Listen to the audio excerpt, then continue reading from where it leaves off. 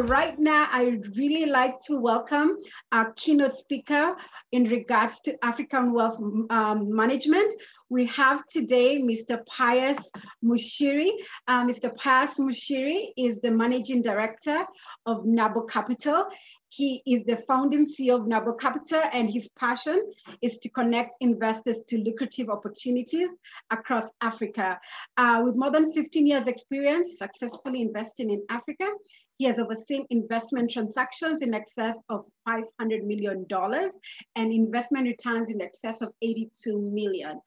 Pius was part of the dream team that formulated the successful implementation of the now famous Centum 2.0 strategy that began the exciting journey of transforming Centum, a 60 million investment firm, $60 million, into a $700 million assets under management outfit.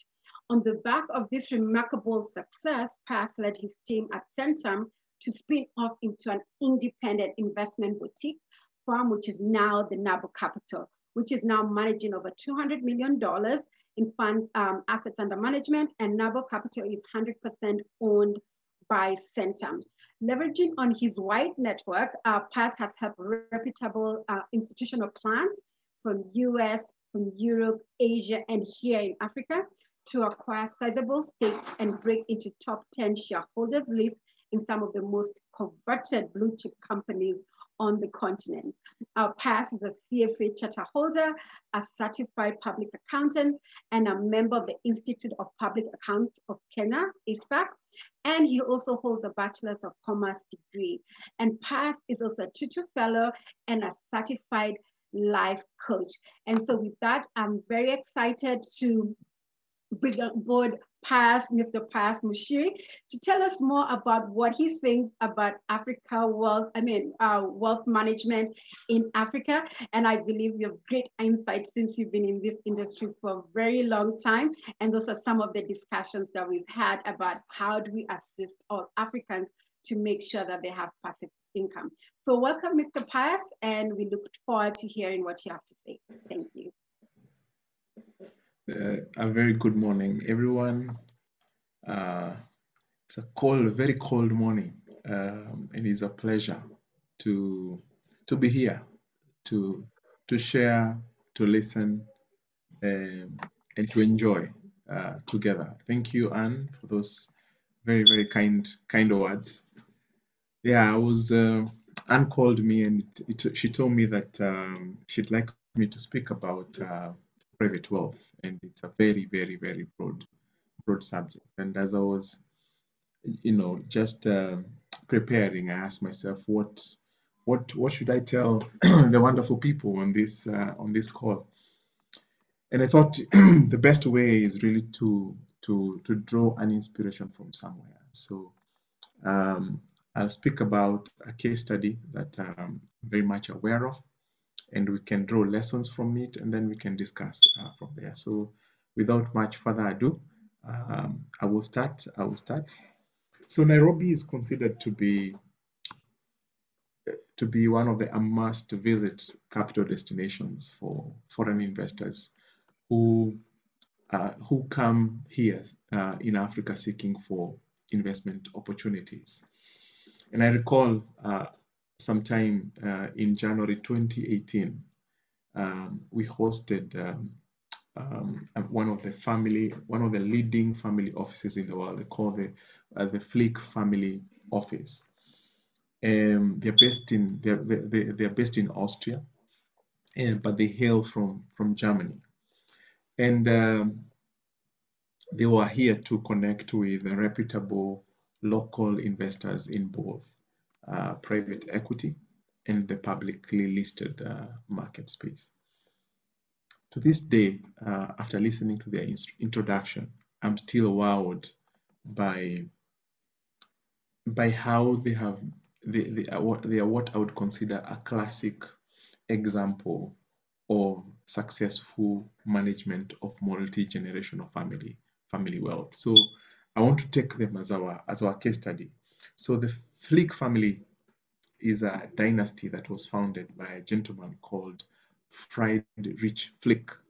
And and who was at one time considered to be the richest man in West Germany, after he established a major industrial conglomerate with interests in coal, steel, and he also owned a minority stake in the famous Daimler Benz, which is the second largest German car automaker and the sixth in the world by production. So in 1975, Friedrich Flick, or let's call him Flick because it's a long name. In 1975, Flick sold his stake in Daimler-Benz to Deutsche Bank for more than $1 billion. And 10 years later, that was 1985, he sold the remainder of all his companies for about $2.5 billion. So Flick was not without controversies. He was accused of avoiding major tax liabilities through cultivation of a favorable political landscape by paying money to German political parties in return for tax cuts and favorable rulings. And we will see the learnings from this. He later retired in Austria, where he became a naturalized citizen. So a German guy retires in Austria and becomes a naturalized citizen there. In 2001, he founded the Family Flick office, which is based in Vienna, even today, Austria, using the billions of dollars of proceeds from the sale of his empire. The firm today offers investment management services and financial advisory to the Flick family members. So you have a manager and you have the family. Very clear separation. It seeks to invest in both private equity and real estate globally. When I met them, they were in one of their global missions to look for opportunities. The assets are managed by an executive professional management team. So this gentleman called Flick died on October 5th, 2006, with an estimated net worth of about $6 billion. On two separate occasions, I've had the privilege of meeting two senior representatives of the Family Flick office as they explore opportunities in Africa. And I have always been impressed by their consistent philosophy that they travel around the globe looking for minority stakes, Don't look for controlling stakes in lucrative funds and assets. They are not interested in majority or controlling or anything that will require their involvement beyond capital deployment. So that's my case study today, and I want us to draw four things. And if you have a pen and paper, I'll just tell you those 4 things now. Number 1 is accumulate. There's a time to accumulate wealth. And number 2 is preserve. There's a time to preserve wealth. Number 3 is package.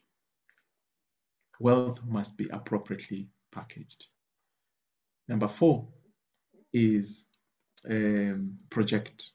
You must project your wealth to the future. And these are the 4 lessons that I draw from this case study of the Family Flick office. So let's start with the first one. There is a time to accumulate wealth. And going back to this story, the Industrial Revolution led to an unprecedented expansion of wealth and financial well-being of some people. And Flick was definitely one of those beneficiaries. He amassed his wealth by doing business in coal and steel, besides his shareholding in the famous car automaker, Daimler-Benz. Coal and steel, you can imagine, that was the That was the core engine that was powering economies of the Industrial Revolution. His success was therefore not accidental. He was at the right, he was doing the right thing. He was at the right place, doing the right thing or the right business at the right time. He he understood the compelling opportunity of the time. He took huge concentrated bets and reaped huge rewards to become the richest man in West Germany. If you and I are in this wealth accumulation phase, one of the things you must seriously consider is that you must either build or buy into a major or fast growing business in your era. And today, if you look at today, reflect on what is happening today, you realize the founders of tech giants dominate the Forbes list of the top 20 billionaires. 9 out of 20 richest people in the world are tech tycoons. And that tells you a story of the era that we are living in. It is no longer the Industrial Revolution. Now we're in a tech revolution. Just slightly over a decade ago, Elon Musk, whom is famously known, in an interview with VentureBeat, was quoted saying that he had ran out of cash and was living off personal loans from friends. Today, thanks to Tesla's stocks surging in 2020, in line with other tech stocks, Musk is the second richest person in the world. Just in one decade, from being broke to being the second richest man in the world, with a net worth of about $167 billion, according to Forbes. In 2020, last year, which was supposed to be the most difficult year given the pandemic of COVID, China had 60 tech billionaires below the age of 40 years. Coming closer home, Safaricom, which I would also consider to be our equivalent tech giant. In the last decade, Safaricom has multiplied investor wealth by more than 11 times, meaning if you invested $1 million shillings 10 years ago in Safaricom, it is worth more than 11.1 million shillings. If you invested 100 million shillings 10 years ago, you're in the billionaires club right now. So you can tell the season that we are living in, we're in a tech boom. The world has probably never witnessed so much wealth created in just one decade, like we have seen in this era of the tech boom. So that is an important lesson to draw from the Flick family story. If you're in a wealth accumulation phase, you need to ask yourself, what is the biggest opportunity of your time? What is the biggest opportunity today going into the future? The Industrial Revolution lasted for about 250 years.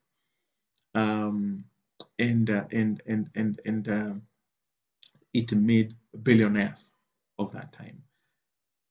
Now we are in this tech boom, and billionaires are being churned out every day, every year, and we don't know how long this is going to last. But it keeps getting better and better. The wealth accumulation phase calls for calculated, risky, concentrated business bets, which, if aligned with the big themes of the prevailing era, can be extremely rewarding and life-changing. That's what I draw from that story.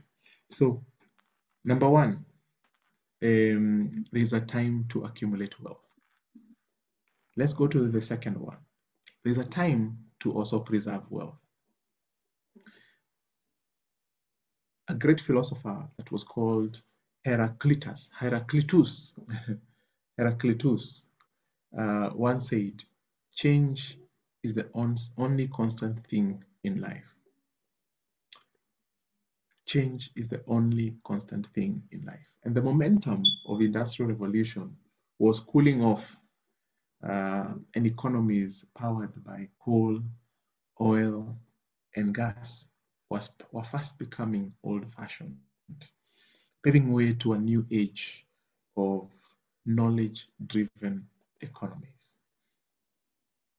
Even though the proverbial belching smoke stacks still underpinned major economies, they had surely peaked and were now in a terminal decline.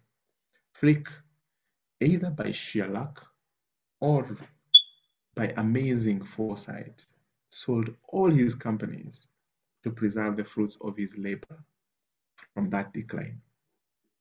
Armed with the liquidity in excess of $3 billion, he effectively and significantly de-risked his wealth, moving from what was operationally intensive concentrated bets to passively managed, diversified, highly liquid portfolio. So he sells everything just at the right time when the industrial revolution is cooling off, and he switches into very passively managed portfolios. Now for you and I, if you are transitioning from a wealth accumulation phase, for those of us who may be listening to me and they're in this point where they need to preserve the wealth, if you're transitioning from wealth accumulation to preservation phase, a mental switch in your investment philosophy is key. From seeking volatile, abnormal profits to seeking moderate, highly predictable, steady stream of cash flows. From seeking to be the influential strategic investor to being a simple passive financial investor. That is, from being a big fish in a small pond to being a small fish in a big pond. That's that sort of thinking. That mental switch is key, and very, very many people, and we can reflect on many examples, local examples, where business tycoons have through their toil accumulated so much wealth, but they missed that moment where they need to switch from that high adrenaline phase to one where they completely try to de-risk their wealth and look to preserving it for many years, and their wealth has declined in a spectacular fashion. So this is a very, very important thing, you just to recognize that moment where you need to switch from wealth accumulation to wealth preservation. Wealth is best preserved through portfolio management, away from the hustle and bustle of running a business. And that brings me to my third point. Wealth must also be appropriately packaged. And the big thing here when you're packaging wealth is tax, because tax is a huge subject. The more you become wealthy, the more tax become a central theme in whatever you do. Benjamin Franklin said that there were only two certain things in life, and that is death and taxes. And another smart gentleman added to that quotation. He was called Willie Rogers, that the only difference between death and taxes is that death does not increase every time the Congress meets. Every time there is a budget reading, death does not increase, but taxes do tend to increase. So no one escapes from taxes. No one escapes from taxes. They're essentially the rent that we pay to be citizens of our beloved nations.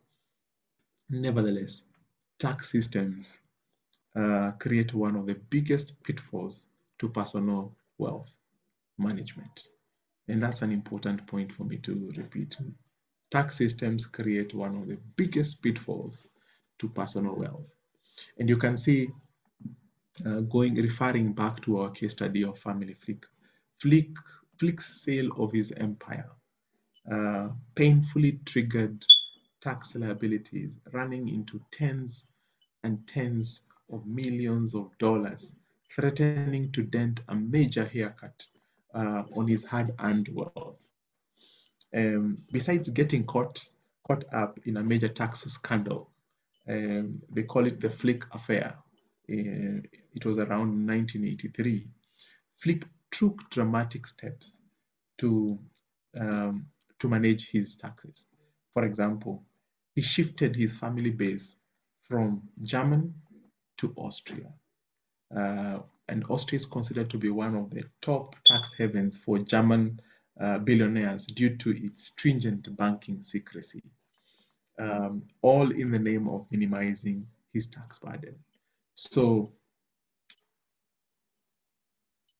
where taxes have made people to switch nations, to switch their bases, to move from a high tax jurisdiction to low tax jurisdictions. And you wonder why people have naturally been stashing away money in Switzerland and other tax haven spots around the world. It is really because the more you accumulate wealth, the more it becomes painful to pay taxes, because 25% or 40% of 1,000 shillings is nothing compared to 40% of $1 billion. And I think there was a joke going around recently about the Belinda and Gates divorce, that it could have been just an issue of taxes. So taxes can make wealthy people do crazy things to minimize their taxes. And it's important that you put this in mind even before you have accumulated your wealth. My advice is to say, never attempt to be a ninja when it comes to taxes. Give Caesar what belongs to Caesar, but do your best to minimize your taxes. There are ways that you can organize yourself and you can make significant tax savings legally. So again, don't dare to be a ninja with taxes. Do your best to always be in the taxman's good books, lest it comes to bite you and threaten the very existence of your hard-earned estate. By carefully packaging of your family wealth, you can legally save big on taxes by investing through the most tax efficient jurisdictions, structures, instruments, and trading strategies. Trusts are a great way to hold your wealth, shielding you away from estate taxes and capital gain taxes. So trusts are very, very, very popular, as I've seen in my short span of wealth management. Tax matters can be complicated, so I highly recommend use the services of a tax expert when you want to tackle this third pillar of wealth management. And that ushers me to the fourth and the final pillar or takeaway from the family flick story. The saying shirt sleeves to shirt sleeves in 3 generations remains true today as it was a century ago. Kids, taxes, bad investing, and the corrupting effects of wealth over the generations have not changed. During my interactions with local wealthy families, I've always been struck by the dilemma which the patriarchs find themselves in when I ask them the question, who will inherit them? And I always get one of two, most of the time, I get one of these two responses. None of my children is capable of running the estate, or my children are completely not interested in running my estate. It's a sad state of affair when you're at 80 and you're faced with one of these two realities. So two things I particularly like about the Flick family wealth, besides the tax scandal, is number one, just how they went about establishing a family office and distinguished the beneficiaries from those who are going to run. It is not everybody's cup of tea to manage wealth. Wealth management needs to be done by professionals. That may not really be found within our family members. The family members continue to benefit from the management of the wealth. So they are beneficiaries, and that has been something that they have been able to continue doing for generations. I think this is the fourth generation, breaking the curse of 3 generations. So my biggest takeaway here: leave your wealth in the hands of professionals. That will project your wealth to generations after generations. The wealth manager will only earn a fee, but will not take away your wealth.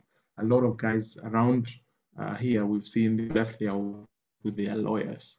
Those are the right custodians of wealth. Leave your wealth with wealth managers. They will only earn a fee and they will not take away your wealth. So what is my parting shot? I don't want to bore you guys with a long enduring marathon, not a sprint. What you do to transcend your wealth to future generations, think and plan with 100 years foresight. So think 100 years from today, put the structures today that can project your wealth to 100 years and beyond. And I prefer to end my speech there. Thank you very much. And back to you, Anne.